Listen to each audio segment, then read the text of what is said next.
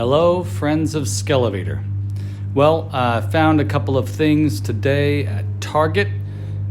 These are two new Toony Terrors figures from NECA.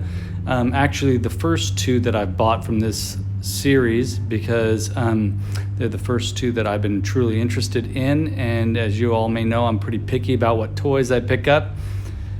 So I saw Beetlejuice and I saw Regan, and I couldn't resist. In fact, I found myself, and this is rare for me, I found myself pretty impressed with the card back art, so much so that I'm hesitant to destroy it. I'm an opener. I like to have my figures on hand and pose them and take photos with them, but I really like what they did here with the card back artwork.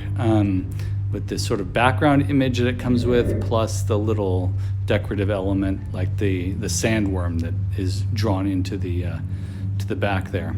So Beetlejuice is pretty great. There are a couple minor paint flaws, but aside from that, this is a really great figure. His articulation, as many of you may know already, the articulation for these figures is very limited. But you know, they have, I like that the heads can turn, the hands can move around, the arms can move at the shoulders, and the ankles move at the boot, where the boot meets the pants, as I showed you earlier. And Regan, if I were to say between the two, which of these is better, I'd say Regan by far. I love that artwork on the back there. And the paint deco on Regan is phenomenal. She comes with two heads, one which becomes the vomiting head and one which is sort of like the sneering head. That's the vomiting head right there. And then her regular face is sort of the sneering, possessed face. One thing I noticed about buying these two, and maybe it's just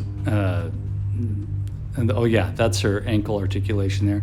I just noticed that the heads can actually sort of pivot there like that, so you can tilt the heads a little bit, which is cool.